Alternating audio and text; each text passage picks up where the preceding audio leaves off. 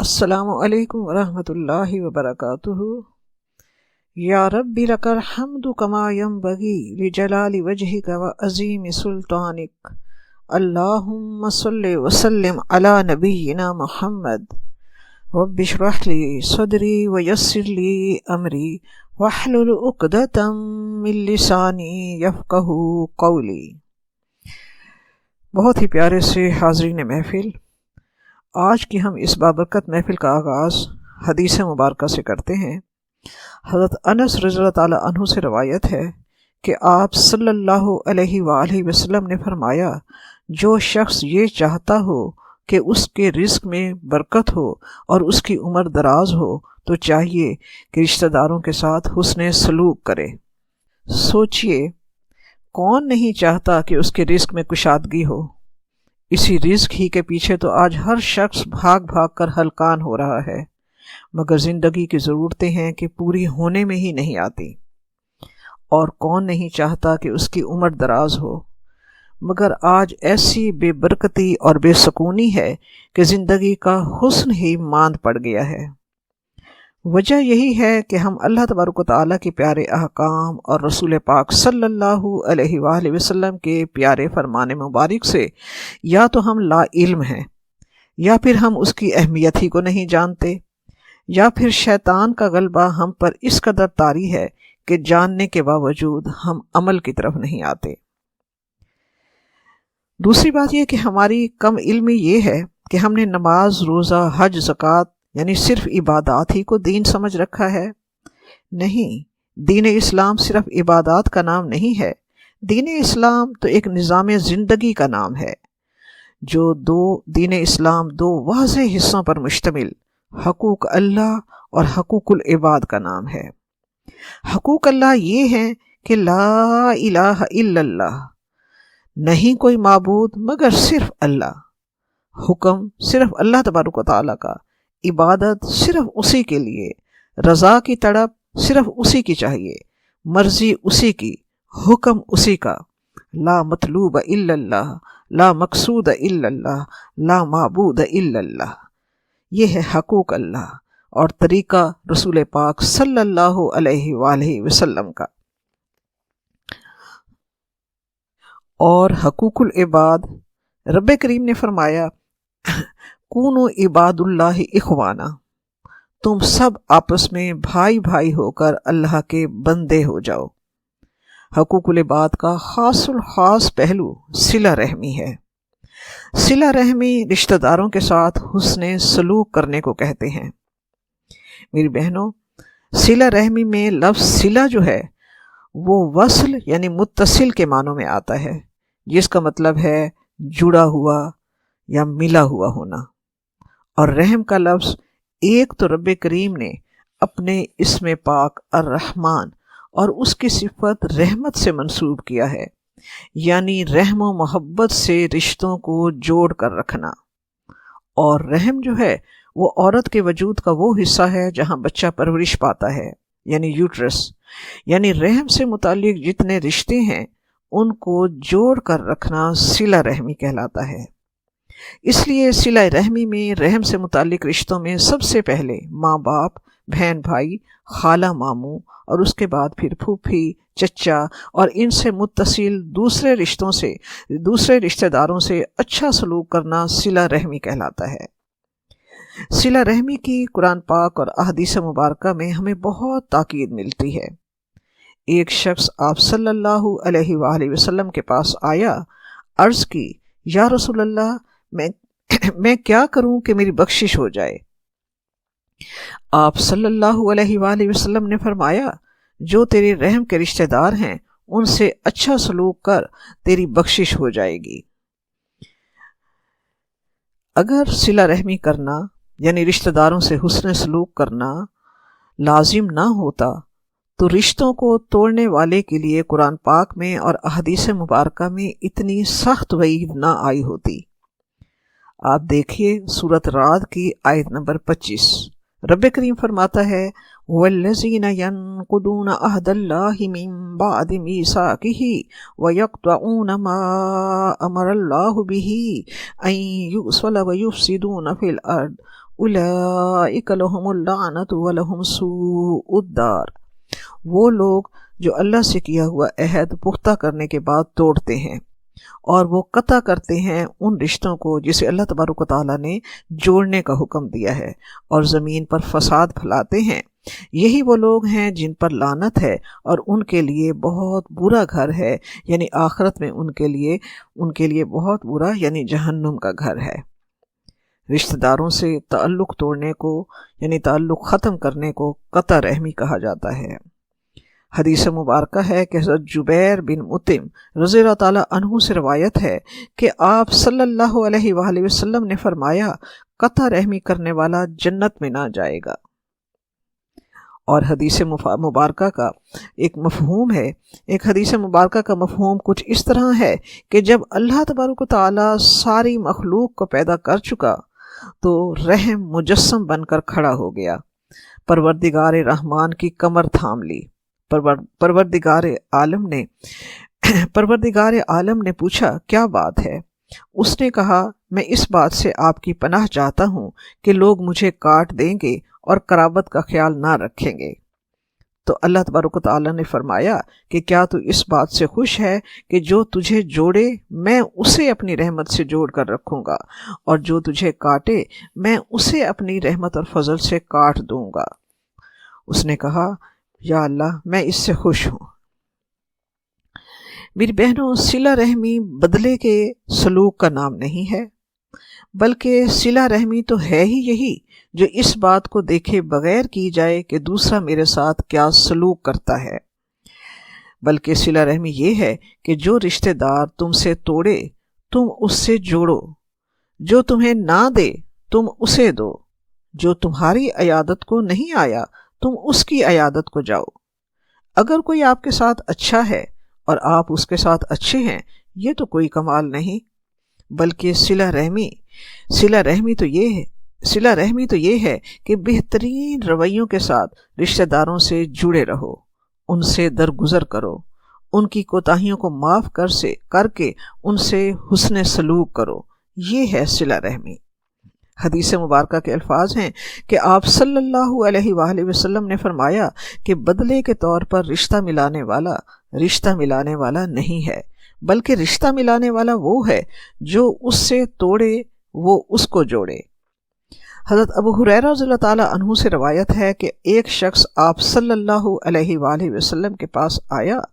उसने अर्ज़ की, या रसूल अल्लाह, मेरे कुछ रिश्तेदार हैं, मैं इनसे सिला रहमी करता हूँ, वो मेरी हक तलफी करते हैं। मैं इनसे हुस्न सलूक करता हूँ मगर वो मुझसे बुरा सलूक करते हैं।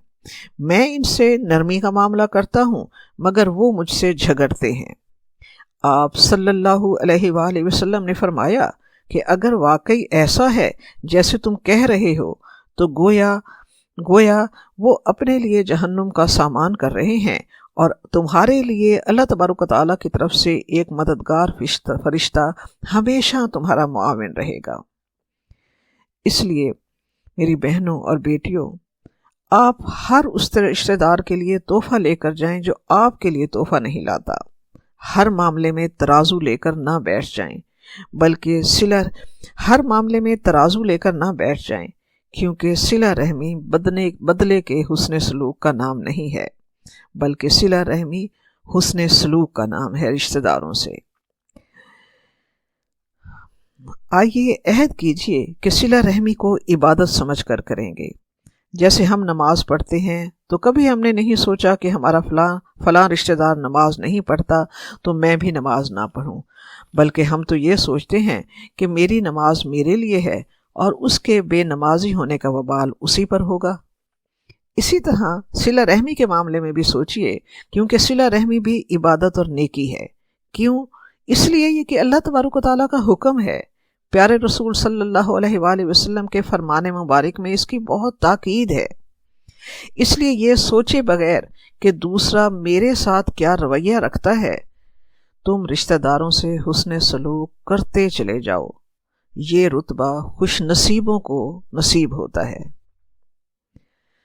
اصل میں رشتوں کی خوبصورتی اور رشتوں کا دوام ایک دوسرے کی بات برداشت کرنے میں ہے۔ جن لوگوں کے رویے آپ کو تکلیف دینے لگیں تو یاد رکھیں کہ وہ ہمیں اللہ سے قریب کرنے آئے ہیں۔ جب مشکل رشتہ داروں سے اچھا سلوک کرنا مشکل لگے تو پل صراط کے سفر کا سوچ لیں، جہاں قطع رحمی کے آنکڑے انسان کے قدموں کو زخمی کر کے اسے آگے نہیں بڑھنے دیں گے۔ اصل میں اللہ تبارک و تعالیٰ نے طبیعت اور مزاج تمام انسانوں کے مختلف بنائے ہیں۔ ظاہر ہے اس میں اللہ تبارک و تعالیٰ کی حکمت ہے۔ اسی سے ہی تو اللہ تبارک و تعالیٰ اپنے بندوں کا امتحان لیتا ہے۔ اسی میں کامیابی اور اسی میں تحمل و برداشت سے تو انسان کے درجات بڑھتے ہیں۔ سوچئے کہ رشتہ داروں میں سے کچھ وسیلے ہوتے ہیں، یہاں صبر کرنے والوں کے لیے درجات کی بلندی کا موقع ہوتا ہے۔ متکبر رشتہ داروں سے ملیں تو بندے کی عاجزی کا امتحان ہو رہا ہوتا ہے۔ بد اخلاق سے ملیں تو آپ کی اعلیٰ اخلاقی آپ کو اللہ تعالیٰ کا قرب عطا کرے گی۔ یہ مختلف مزاج کے رشتہ دار اللہ تبارک و تعالیٰ نے آپ کی شخصیت کے کھردرے نکیلے پہلو ہموار کرنے کے لیے آپ کے ساتھ کیے ہیں۔ یہ مختلف مزاج کے رشتہ دار اصل میں اللہ تبارک و تعالیٰ نے آپ کی شخصیت کے کھردرے نکیلے پہلو ہموار کرنے کے لیے آپ کے ساتھ کیے ہیں۔ یہ ہمارے اندر کی بیماری کا علاج ہیں۔ یہ ہمارے اخلاق کو خوبصورت بنانے آئے ہیں۔ سوچئے کہ اگر سب رشتہ دار، سب انسان اچھے ہوتے تو آپ صبر، برداشت اور درگزر کے ثواب سے محروم رہ جاتے۔ ہمارا علم بہت محدود ہے، جبکہ اللہ تبارک و تعالی حکیم علیم ہے۔ اس کا ہر حکم ہمارے ہی فائدے کے لیے ہے۔ اس لیے اپنے دل کو اپنے رشتہ داروں کے لیے، انسانوں کے لیے، اللہ کے بندوں کے لیے وسیع کیجیے، انہیں قبول کرنا سیکھیے، تاکہ آخرت کی زندگی کے لیے جنت میں خوبصورت موتیوں کے محل ہم سب کے منتظر ہوں انشاءاللہ۔ اللہم اجعلنا منہم۔ ہم یہ کہتے ہیں کہ رشتہ دار ہم سے جلتے ہیں، حسد کرتے ہیں، وہ ہماری ترقی کو دیکھ نہیں سکتے۔ پھر ہم نے کیا کیا کہ ہم نے یہ کیا کہ تعلقات ہم نے اپنی ذاتی پسند کے بنا لیے۔ جو سکول و کالج میں ساتھ رہنے والے ہیں، جو ہمارے کولیگ ہیں، ہمارے ارد گرد ہیں، ہم نے رشتہ داروں کے بجائے انہیں اہمیت دینا شروع کی۔ ان کا اپنا ایک علیحدہ مقام ہے، بے شک اس حسن سلوک کے بھی درجات ہیں، لیکن ہم نے انہیں رشتہ داروں پہ جب اہمیت دینا شروع کی تو پھر یہ ایسا ہی ہے کہ جو تعلق اللہ تبارک و تعالیٰ نے بنائے ہیں، خون کے رشتے جو اللہ نے بنائے ہیں، ہم نے ان سے تعلق ختم کر دیا۔ اس کا مطلب یہ ہے کہ جو ہماری چاہت ہے وہ اللہ تعالیٰ کے حکم سے بلند ہے۔ جس تعلق کو اللہ تعالیٰ نے صلہ رحمی کا نام دے کر اپنے اسم پاک رحمان کی صفت رحمت سے منسوب کیا ہے، اور جس پر بہت زیادہ اجر و ثواب کا اللہ تبارک و تعالیٰ نے وعدہ کیا ہے، وہ رشتے نبھانے اولین ترجیح رکھتے ہیں یا ہمارے اپنے بنائے ہوئے رشتے ترجیح رکھتے ہیں؟ صلہ رحمی کا ایک پہلو مہمان نوازی ہے۔ ہم صلہ رحمی کی اہمیت کو سمجھیں، ایک دوسرے کو دعوت دیں، ان کی دعوت پر ہم انکار مت کریں۔ مہمان کی عزت و تکریم تو ویسے بھی دین اسلام کی تعلیمات کا حصہ ہے۔ متفق علیہ حدیث مبارکہ ہے، من کان یؤمن باللہ والیوم الآخر فلیکرم ضیفہ۔ جو اللہ اور یوم آخرت پر یقین رکھتا ہے اسے چاہیے کہ مہمان کا اکرام کرے۔ رشتہ داروں کی مہمان نوازی تو دوہرے اجر والی ہے۔ رشتہ داروں کی مہمان نوازی پر تو دوہرا اجر ہے، ایک مہمان نوازی کا اور ایک صلہ رحمی کا۔ مہمان نوازی سنت رسول پاک صلی اللہ علیہ وآلہ وسلم ہے۔ یہ سنت ہمارے معاشرے سے ختم ہوتی جا رہی ہے۔ دین اسلام کے علم سے دوری کی وجہ سے آج ہماری نوجوان نسل مہمان نوازی کی اہمیت اور برکتوں سے لا علم ہے۔ حدیث مبارکہ کے الفاظ ہیں کہ آپ صلی اللہ علیہ وآلہ وسلم نے فرمایا، جس گھر میں مہمان کو کھانا کھلایا جاتا ہے وہاں خیر، برکت اور بھلائی اتنی تیزی سے پھیلتی ہے جس طرح اونٹ کا گوشت کاٹنے میں چھری تیزی سے کوہان کی طرف جاتی ہے۔ یقیناً مہمان نوازی بہت بڑا عمل ہے۔ آپ نے حدیث مبارکہ ابھی یہ سنی آغاز میں کہ جو شخص یہ چاہتا ہے کہ اس کی عمر دراز ہو اور اس کے رزق میں کشادگی ہو، اسے چاہیے کہ وہ صلہ رحمی کرے۔ یقیناً صلہ رحمی اور مہمان نوازی ایک دوسرے سے جڑے ہوئے ہیں۔ آپ اپنے رزق کے ساتھ دوسروں کے رزق کو جوڑ دیجئے، اللہ تبارک و تعالیٰ آپ کے رزق میں برکت عطا فرمائے گا۔ مہمان اپنا رزق ساتھ لاتا ہے۔ امام طبرانی میں حدیث نقل کی ہے کہ جب مہمان میزبان کی طرف رخ کرتا ہے تو اللہ تبارک و تعالیٰ اس کے رزق کا سامان وافر مقدار میں وہاں بھیج دیتا ہے، یعنی صرف مہمان کا نہیں بلکہ میزبان کا بھی ساتھ، کیونکہ اللہ تبارک و تعالیٰ کی ذات غیرت مند ذات ہے۔ وہ اکیلے مہمان کا رزق نہیں بھیجتی بلکہ وافر رزق وہاں بھیج دیتی ہے۔ ہاں، اگر گھر میں اہل خانہ کی صحت ٹھیک نہ رہتی ہو یا مالی طور پر وہ استطاعت نہ رکھتے ہوں تو رب العزت سے بڑھ کر علیم و خبیر کون ہے؟ آپ صلی اللہ علیہ وآلہ وسلم کا فرمان مبارک ہے کہ مہمان کے لیے ایسا تکلف نہ کرو جس کی تم طاقت نہیں رکھتے۔ ایک مرتبہ ایک شخص نے آپ صلی اللہ علیہ وآلہ وسلم سے پوچھا، یا رسول اللہ، اگر میں کسی کے گھر مہمان ہوں اور وہ میری مہمان نوازی اور ضیافت کا حق ادا نہ کرے، پھر وہ شخص میرے گھر مہمان بن کر آئے تو کیا میں اس کی مہمانداری کروں یا میں اس سے بدلہ لوں؟ آپ صلی اللہ علیہ وآلہ وسلم نے فرمایا، نہیں، اس سے بدلہ نہ لو بلکہ اس کی مہمانداری کرو۔ صلہ رحمی کو سوچئے کہ صلہ رحمی کو رب کریم نے اتنی اہمیت کیوں دی؟ اس میں کیا حکمت ہے، کیا مصلحت ہے؟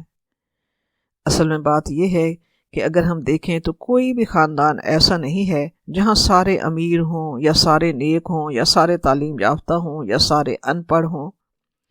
ایسا نہیں ہے۔ اللہ تبارک و تعالیٰ نے معاشرے کی تقسیم ایسی کی ہے کہ ایک ہی خاندان ہے جس میں زکوٰۃ لینے والے بھی ہیں، دینے والے بھی ہیں، ان پڑھ بھی ہیں اور تعلیم یافتہ بھی ہیں، کمزور، نحیف و ناتواں اور مدد کے منتظر بھی ہیں، اور صحت مند اور توانا اور تمام وسائل سے مالا مال بھی ہیں۔ اسی تقسیم کو بیلنس کرنے کے لیے رب کریم نے صلہ رحمی کا حکم دیا ہے۔ جو معاشرے، جو قبیلے رشتہ داروں کو ساتھ لے کر چلتے ہیں، کوئی بات، کوئی چیز ان کے گھروں سے باہر نہیں جاتی، عزت نفس بھی مجروح نہیں ہوتی، پتہ ہی نہیں چلتا کہ کس نے کتنے گھر اور کتنے خاندان سنبھالے ہوئے ہیں۔ زکوٰۃ ہی کو لیں، والدین کے علاوہ سب کو دے سکتے ہیں تاکہ معاملہ گھر کے اندر ہی ٹھیک ہو جائے، ضرورت بھی پوری ہو جائے اور پردہ داری بھی رہ جائے۔ حدیث مبارکہ کے الفاظ ہیں کہ رسول پاک صلی اللہ علیہ وآلہ وسلم نے فرمایا، مسکین کو دینا اکہرا ثواب ہے اور رشتہ دار مسکین کو دینا دوہرا ثواب ہے، ایک صلہ رحمی کا اور ایک صدقے کا۔ ایک بہت ہی معروف عالم کا کہنا یہ ہے کہ میری محفل میں ایک دن ایک بہت امیر شخص آیا، میرے پاس بیٹھا اور بلک بلک کر رونے لگا۔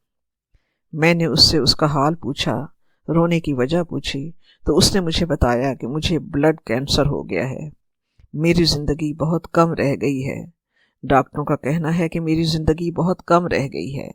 وہ بہت افسردہ، بہت دکھی اور مایوس تھا۔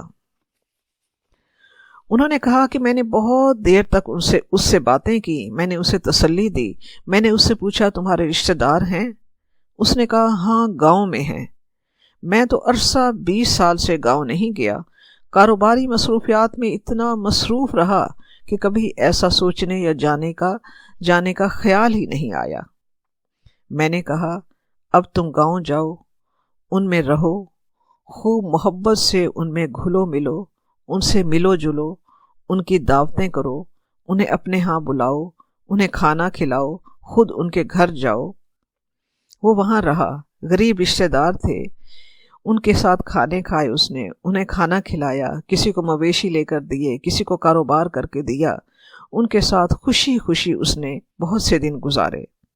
کچھ عرصے کے بعد وہ کہتے ہیں کہ کچھ عرصے کے بعد وہ میرے پاس آیا، اور میں قسم اٹھا کر کہتا ہوں کہ چند مہینوں کے بعد جب وہ شخص میرے پاس آیا تو بالکل ایک بدلے ہوئے انسان کی طرح خوش و خرم، صحت مند، مسکراتا ہوا آیا اور کہا معجزہ ہو گیا ہے، ڈاکٹروں نے میرے سارے ٹیسٹ کیے، میری تمام رپورٹس نارمل آئی ہیں۔ دل میں یقین کیجئے کہ ہم بہن بھائیوں اور رشتہ داروں کی دعوت کریں گے تو ہم مقروض نہیں ہوں گے، رشتہ داروں کی مدد کریں گے تو غریب نہیں ہو جائیں گے۔ جن لوگوں نے اس یقین کو دل میں بسایا، انہوں نے زندگی ہی میں جنت میں گھر بنانے کا سامان کیا۔ ایک شخص آپ صلی اللہ علیہ وآلہ وسلم کے پاس آیا، اس نے کہا یا رسول اللہ میں مقروض ہو گیا ہوں۔ آپ صلی اللہ علیہ وآلہ وسلم نے فرمایا تیرے بہن بھائی ہیں؟ اس نے کہا ہاں ایک بہن ہے۔ آپ صلی اللہ علیہ وآلہ وسلم نے فرمایا اس کی دعوت کیا کر، اس کے گھر جایا کر، اس سے ملو جلو، اسے کھانا کھلاؤ، اس کے ساتھ حسن سلوک کرو۔ کچھ عرصے کے بعد وہ شخص حاضر ہوا اور فرمایا یا رسول اللہ میرا سارا قرض اتر گیا ہے۔